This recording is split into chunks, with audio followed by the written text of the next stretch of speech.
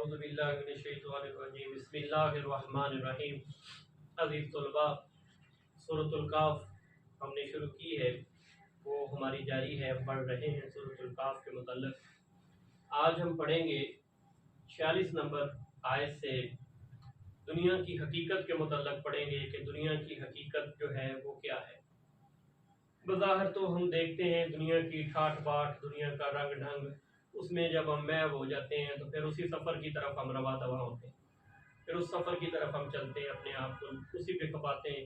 پھر ایک وقت آتا ہے ہمارے اوپر موت آ جاتی ہے اور ہم اسی حسرتوں کے ساتھ دنیا سے چلے جاتے ہیں۔ پھر پچھتاوا رہ جاتا ہے، خیالات رہ جاتے ہیں، خواہشات رہ جاتے ہیں۔ ہمارے پاس ارمان تو ہماری بہت زیادہ ہوتے ہیں، خواہشات تو ہماری بہت زیادہ ہوتی ہیں۔ ہم پتہ نہیں کتنی خواہشات اپنے دل میں لیے پھرتے ہیں، کتنے منصوبے ہم بناتے ہیں اور اس منصوبوں کی تکمیل ممکن نہیں ہوتی اور بلاوا آ جاتا ہے۔ کتنے ایسے لوگ ہیں جو ہمارے ساتھ تھے، ہمارے ساتھ کھیلتے تھے، چلتے تھے، پھرتے تھے، ہمارے بھائی تھے، خوشیوں میں، غمیوں میں، ہر ماحول میں ہم اکٹھے تھے۔ ہم نے ان کو اپنے ہاتھوں سے قبر میں اتار دیا اور قبر کی وادیوں میں آج وہ سو رہے ہیں، وہ بھی اپنے دل میں حسرتیں لے کر جا رہے ہیں۔ ایسے ایسے حسین لوگ بھی خاک میں مل گئے، ایسے ایسے دولت مند بھی خاک میں مل گئے۔ خیر، موت نے کسی کو چھوڑا نہیں ہے۔ اللہ پاک یہ ہمیں دعوت فکر دے رہے ہیں اور ہمارے سامنے یہ حقیقت ہے، یہاں ہے میرے نوجوان طالب علم ساتھیوں، دوستوں، بھائیوں، ہمیں اپنی موت کو یاد رکھنا چاہیے۔ دنیا اصل میں ہے کیا؟ دنیا کی زندگی کیا ہے؟ اللہ پاک فرما رہے ہیں بسم اللہ الرحمن الرحیم، المال والبنون زینت الحیات الدنیا۔ یہ دنیا کی جو زندگی ہے، مال اور اولاد، یہ دنیا کی زندگی کی زینت ہے، مال بھی اور اولاد۔ اب یہ دو ہی چیزیں ہوتی ہیں، مال اور اولاد۔ یا تو مال کے نشے میں گمراہ ہو جاتا ہے آدمی، یا پھر اولاد کے نشے میں گمراہ ہو جاتا ہے۔ جس کے پاس مال ہوتا ہے وہ غریب کو کچھ نہیں سمجھتا، جس کے پاس اولاد ہوتی ہے وہ بے اولاد کو کچھ نہیں سمجھتا۔ تو اس کا فلسفہ کیا ہے، اس کی حقیقت کیا ہے کہ یہ دنیا کی جو زندگی ہے، اس کا مال اور اس کی اولاد جو ہے، یہ دنیا کی زندگی کی زینت ہے۔ یہ چیزیں جو ہیں اس پہ ہمیں اتنا غرور نہیں کرنا چاہیے۔ آگے اللہ کیا فرما رہے ہیں، والباقیات الصالحات خیر، اور نیکیاں جو ہیں وہ باقی رہنے والی ہیں۔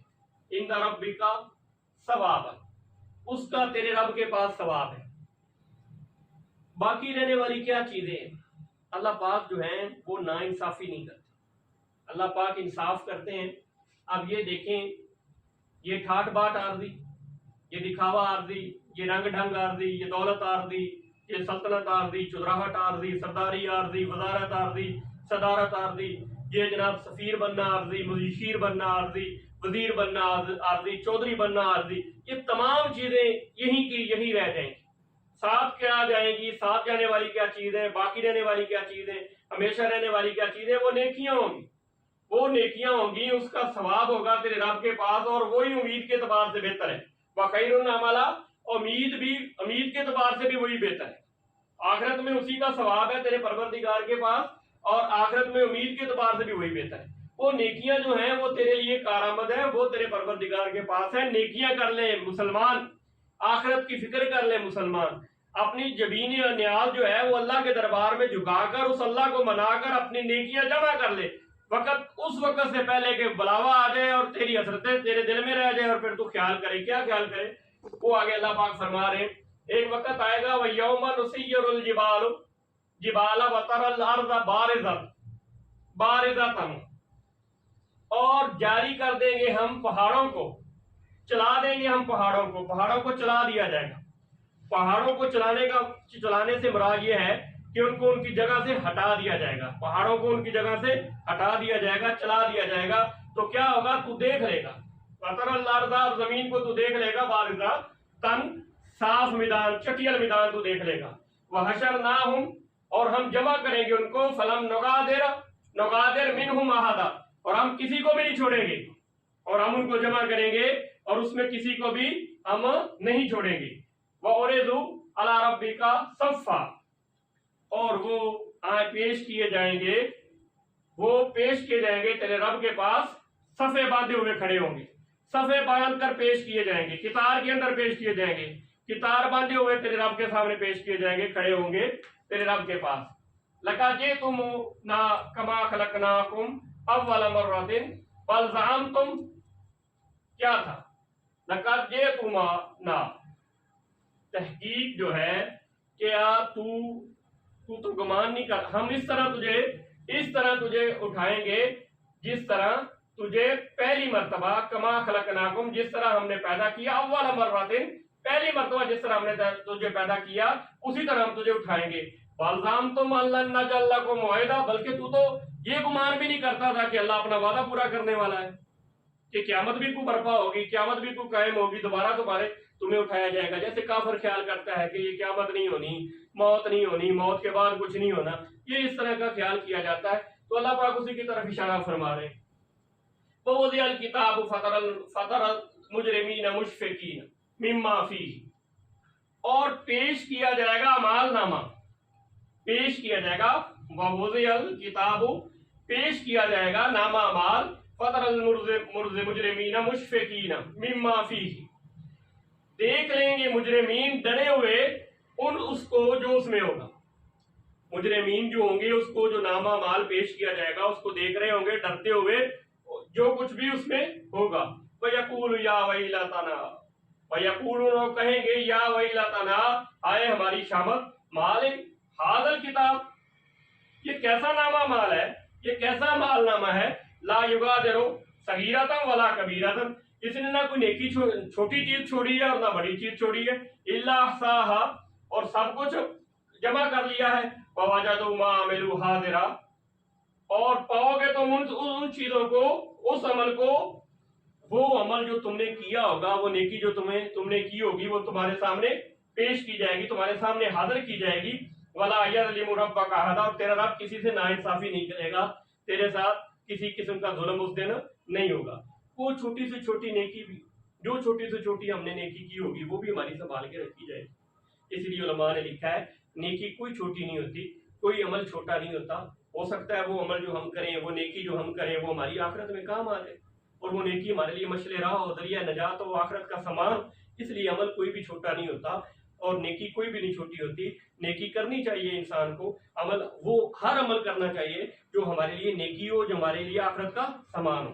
وہ بہت ساری چیزیں ہوتی ہیں، بہت ساری باتیں ہوتی ہیں، انسان اپنے دل میں بہت ساری باتیں سوچتا ہے، اپنی خوشیاں جو ہیں، جیسے اپنی خوشیاں اپنے لیے پیش کرتا ہے، اپنی خوشیاں اپنے لیے جمع کرتا ہے، ایسے معاشرے میں پسے ہوئے لوگ، متوسط طبقہ، یہ جو لوگ ہیں جو آپ بیچارے خوشیوں کے لیے ترس رہے ہیں، پریشانی میں مبتلا ہیں، ان کی پریشانیاں دور کر کے اگر آپ حقیقی خوشی لینا چاہتے ہیں تو اپنی خوشیوں میں ان کو شامل کریں۔